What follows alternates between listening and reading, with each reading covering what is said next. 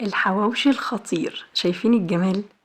قرمشة من بره وطعامة من جوه، حاجة كده لذيذة. هنعملها على أشهر المحلات، بجد هتطلع تحفة وأحلى بكتير. بجد طعمها خطير ولازم تجربوها. يلا نشوف الطريقة. بس لو أول مرة تشوفوني، أنا هند سليم ودي قناتي. متنسونيش في اللايك والاشتراك عشان يوصل لكم كل جديد. نقول بسم الله. عندي نص كيلو من البصل، حوالي 4 بصلات كبار، كام قرن فلفل كده، وتوم. هفرمهم ناعم جدا واضيفهم على نص كيلو من اللحمة بالشكل ده. نضيفهم بقى عليها.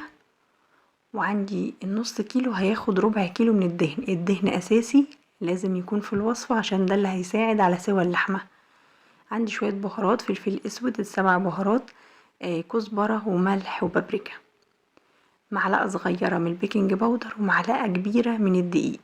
هضيفهم هما كمان. البيكنج باودر بيخلي اللحمة كده متفرغة كده في الرغيف، والدقيق هيخلي يمتص كل السوائل اللي في اللحمة، فهيديني كده قرمشة وطعامة يعني خطيرة.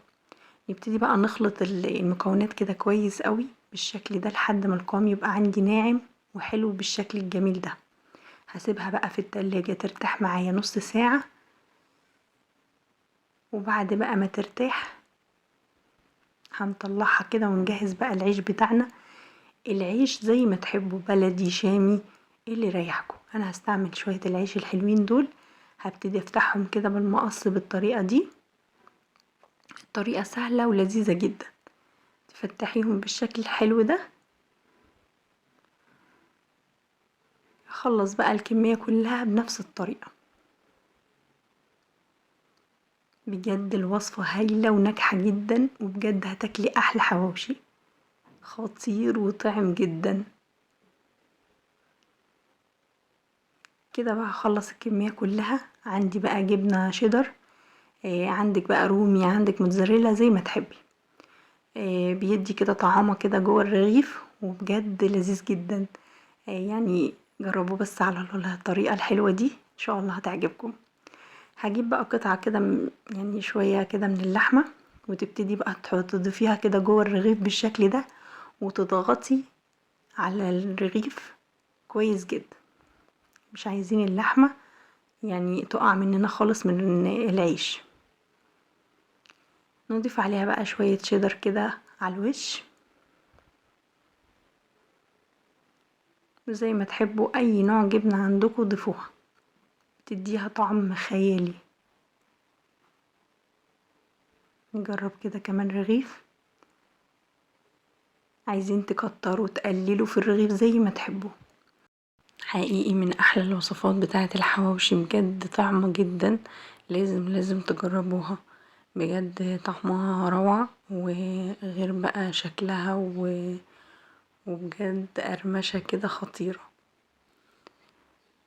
فلازم بقى تضغطي كده جامد عليها بالشكل ده، عشان طول ما انتي بتقلبي حتى وهي في الفرن برضو هنقلبها تقليبة واحدة، يعني مش هنسيبها برضو في الفرن كده وخلاص عشان هي بتقرمش. بتديكي قرمشة زيادة في الفرن، فلازم كل شوية تقلبيها. واهم حاجة برضو ان انتوا بعد ما بتطلعوها حطوها كده، يعني غطوها بأي حاجة. يعني ممكن تلفوها بستريتش، او ممكن تحطوها في حلة كده وتغطوا عليها عشان تفضل معاكم طرية، وبجد هتدوقوا احلى حواوشي. كده بعد ما خلصنا بقى الكمية كلها بالشكل ده، انا زودت برضو شوية كده في الصاج، يعني حسيت ان هو ممكن ياخد اكتر، وعملت الباقي كده على الجريل. هنا بقى بالفرشة كده هنبتدي نحط شوية زيت كده على الوش، وبعد كده بقى ادخلها الفرن.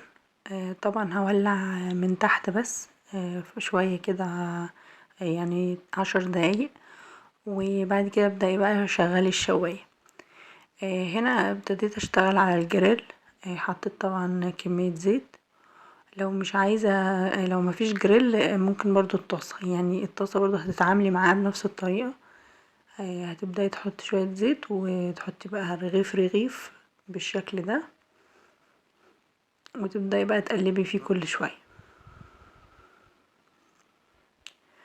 الاتنين طعمهم واحد حقيقي يعني، بس يعني بالنسبة للجريل بيشرب زيت اكتر يعني، فزي ما تحبي. اهم حاجة بس وهي على الطاسة او زي ما انا بعمل كده، نفضل نقلب فيها. احنا طبعا مرققين اللحمة بالشكل الجميل ده فهتستوي بسرعة، فاهم حاجة التقليب المستمر. ودي بقى شكلها برضو وهي في الفرن بجد خطيرة. شايفين الجمال؟ حاجة كده طعمة وبجد لذيذة جدا يعني، بجد مش هتفرقوها عن المحلات، طعم وريحة وقرمشة من الاخر. بوريها لكم بقى من جوه، حتى لو عملتوها بالموتزاريلا بجد بتبقى احلى بكتير كمان، واللحمة من جوه هي هشة ومستوية خطيرة يعني. بتمنى بجد تجربوها على طريقتي، من احلى الوصفات الحواوشي الناجحة اللي هتعملوها، وان شاء الله تطلع معاكم احلى ما عملتها بكتير. بتمنى ان شاء الله تجربوها واشوفكم على خير ان شاء الله في وصفات احلى واحلى. كان معاكم هند سليم، باي باي.